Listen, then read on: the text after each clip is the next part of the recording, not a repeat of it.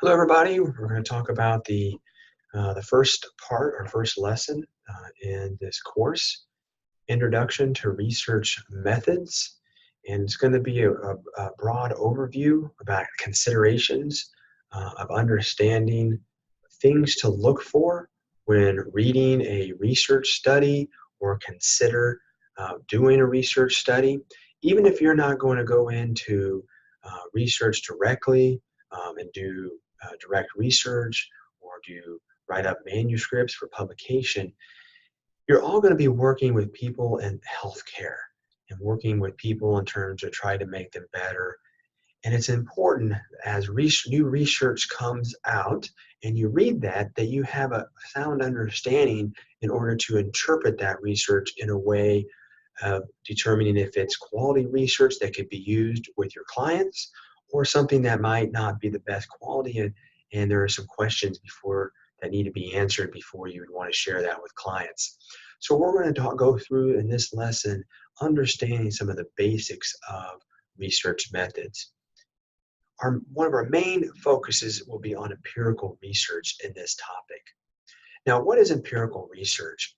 It's an empirical approach to obtaining knowledge that is based on observation that you might just observe or experimentation, something where you might have a particular item or research question that you want to answer. And so there are some common things that you need to understand and look for when doing empirical research to avoid any misleading results or errors in interpreting those researchers' needs to carefully plan. So when you're planning or you're reading this research, make sure you consider these questions. Why did they want to make the observations? Did they make it in such a way that could be useful to push the field forward? Or were there other reasons why they made the observations? But it could be, things might start by observing. You might see something in your field and you start to observe it over time and you're asking yourself, why is that happening the way it is?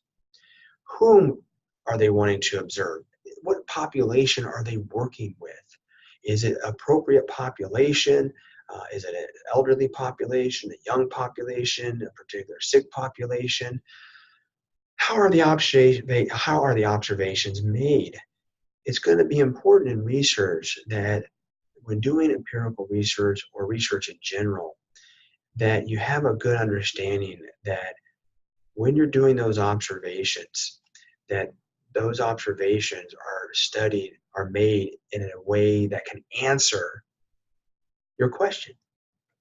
When are the observations being made? Are they being made randomly, or are they going to be made in a systematic method?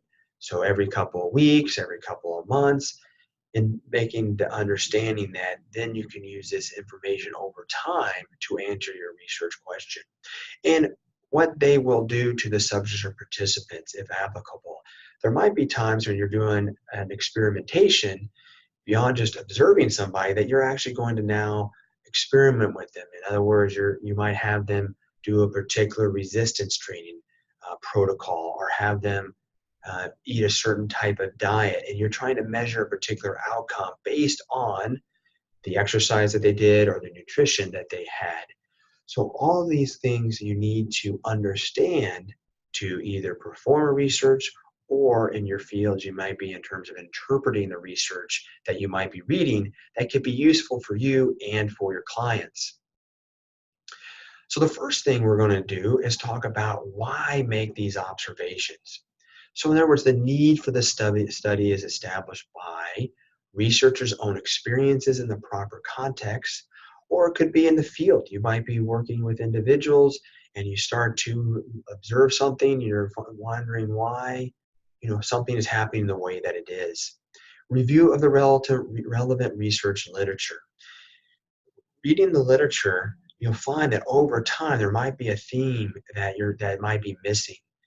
Answering a particular question that might have not been answered. And you can find this by reading research literature. So over time, you read more and more and more, and you realize that there might be an area that might be missing that needs to have something answered. And so you can get that by reading research literature. Researchers prepares a formal statement of the purpose of the study. So in other words, when you're looking for reading research, you want to look for, is there a purpose to it? What purpose did they have? Why were they doing this study when they're doing it? And that's going to come from observation and from the relevant research when you're trying to find maybe holes in the literature. So why did they do the study they did? The purpose of the study. And it could be based on a hypothesis, an educated guess about what the results of the study will be. So after observing or after doing relevant research literature, you know there might be a hole in the literature, an area that you want to study. And so you make an educated guess as what you might think the outcome might be. So for example, if you say that you want someone to eat a particular high protein diet along with doing a certain amount of resistance training, you hypothesize that over 6 months that the individuals will gain a certain amount of muscle mass. And so you hypothesize that that might be the case. And so those are some of the things that you might hypothesize. And then what you're end up doing, you're going to go off and you're going to try to study that. But these are why you're making the observations. How did you come to the purpose, to the research or hypothesize, the hypothesis? So let's go to an example of what we're talking about regarding observations. The example of why. Let's say you have a strength coach that observes while he's working that his athletes complain of knee and lumbar or back discomfort more often when performing back squats, a certain type of squat, but not when performing safe squats. The coach cannot find much research comparing the safety and efficacy of safe squats to back squats. So in other words, after observing this, he goes off or she goes off and looks in the literature, and they cannot find any information as to why this might be the case. So the coach decides to conduct a study to determine whether the safe squat are just as effective as back squats in increasing muscle strength and power while minimizing reports of discomfort among athletes. So the idea here in this point is that he's trying to find, can they do a safe squat with the same benefits of a back squat, but without having the discomfort that the athletes reported when doing the back squats. So the coach thinks that the athletes who perform the safe squats will report less discomfort and obtain greater increases in muscle strength and power compared to those who perform back squats. So that is the hypothesis that the strength coach has determined based on his observation and also based on his review of the literature. So this is an example of just simple observations and empirical research and how it can then be studied using a research question.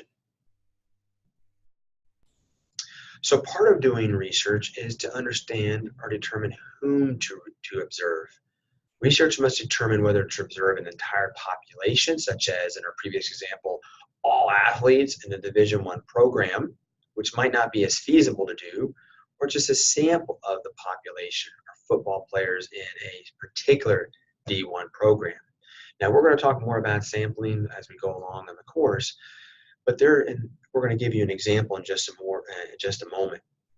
But just keep in mind that it's more common to observe a sample from the population of your choice. Research must choose carefully how to obtain the sample so the study is not biased against certain individuals. So it's very important to determine whom to observe in order to take or remove any type of bias that may affect the outcome or the interpretation of your results. So let's look at an example of whom to observe. So after some consideration, the strength coach decides that he does not have enough staff to include every student athlete in his study. It'd be too costly and too time consuming to do that. So he decides to focus on football players, being all of them perform squats as part of their training program. Well, rather than asking for volunteers to perform either safe squats or back squats, he decides to randomly assign players to either a safe squat group or a back squat group by drawing names from a hat.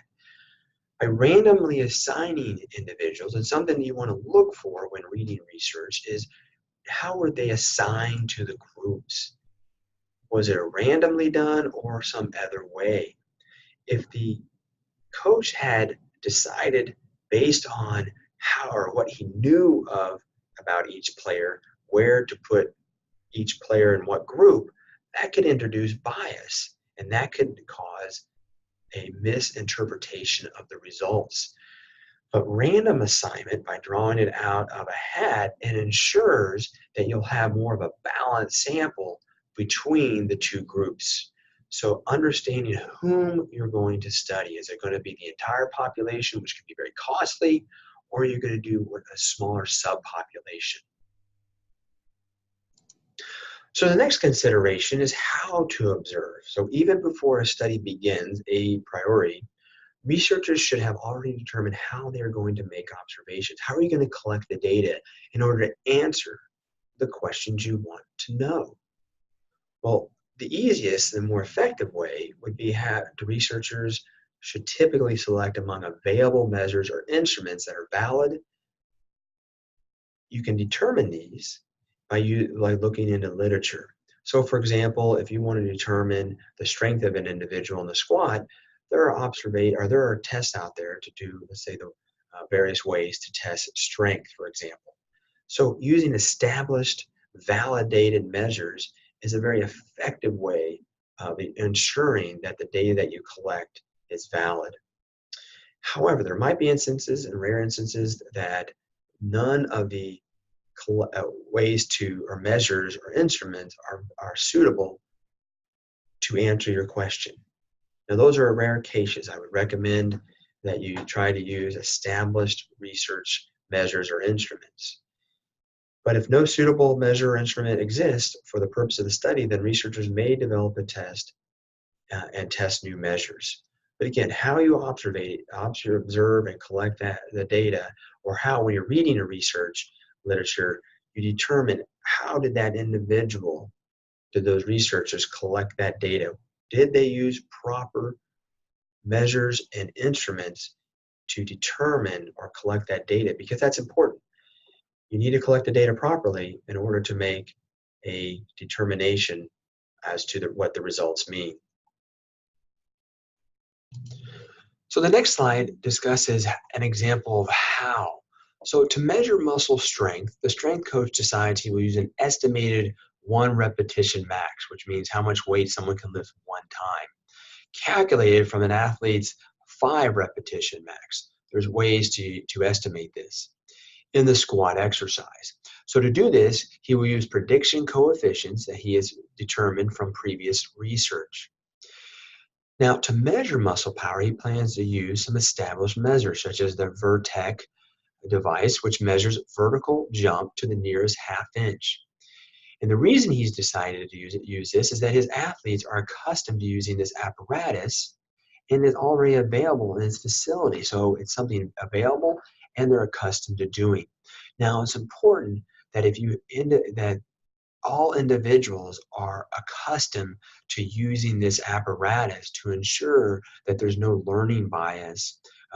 So for example, if you had individuals who may have never used this before and it's the first time you're collecting the baseline data and they've never used it before and all of a sudden they're kind of getting used to it, well, their results might be lower than what is expected if they had some opportunity to become familiarized with it. So, but this is an example of the individual using established research methods in order to collect data, in this particular case, on a squat exercise. And there might be additional ones out there that you could use, but this is just an example of how the individual is going to measure their outcomes. All right, so the next thing to consider is when to observe. Also a priority, meaning before you start the research. The researcher should determine when and how often he or she will collect data. Now, this can be determined by research design by looking at previous research. And it's important to determine the research design in order to carry out the purpose of the study and or test the hypothesis of the study. For example, in research related to kinesiology, it is common for researchers to obtain a pre-test before you do any type of implementation or intervention, and then post-test, what happens after you've done an intervention. And the idea then is you can compare pre-test data from the post-test data to determine if there were any improvements. So there are some considerations. So for example, you may want to take into consideration how much distance or how much time in between the pre-test and the post-test. Is it going to be a few weeks? Is it going to be a few months or even longer? Well, this can be determined by looking at the research. It could be, for example, looking at hypertrophy, which is muscle growth, determining how long does neuromuscular adaptation take before you start to have hypertrophy. That will determine, or a particular diet, for example. Typically diets might last 6 months or longer, so you may want to have a pre and post test that might be at least 6 months from the pre-test to the end. So these are some considerations that you want to determine is how often or when you're going to observe the data. And again, you can determine this by looking at what other individuals have done when doing a research literature review, for example. So here's an example of when to do those observations or data collection. Well, the Strength Coach Society will conduct a study in the off-season in order to reduce the risk of injury to the athletes, and also by maxing out when they still have games to play. So in other words, you don't want, in this particular case, he doesn't want to interfere with the in-season and how it might affect, the research might affect the games whenever they play. So at a minimum, he needs to measure muscle strength and power at the beginning of the study, and again after a certain number of weeks that was determined based upon the research literature or the observation that he made. And then comparing these changes to outcomes between two training conditions. So however, because the training load used in the squat will be based off the athlete's estimated 1RM, he decides to measure strength every 4 weeks during the study and power at the beginning and end of the study. But you can see the point of this is that the researcher determined based on the availability of the population and when was the best time to do the research study that could maximize the outcomes. It was important for him to make these determinations. And also, how often should he make those observations? And he noticed how it changed by various different variables in terms of 1RM based on the strength or based on power. So these are some of the things that you want to consider as you might be working on a research project or coming up with your own idea. You might be doing a thesis or doing the assignment in this class, coming up with a broad idea, or you might be more focused in your ideas. So something regarding about exercise and the effects on weight loss, or it could be something much more focused, the effects on a particular amount of protein on muscle growth. So again, these are some things that you need to be thinking about in this empirical research when you're getting ready to do your assignments in this class. So this concludes the first part of empirical research. So make sure that you have a good understanding of this. Look over the video, making sure, and the notes to make sure that you have a good understanding of the basics of empirical research before you move on to the rest of lesson 1.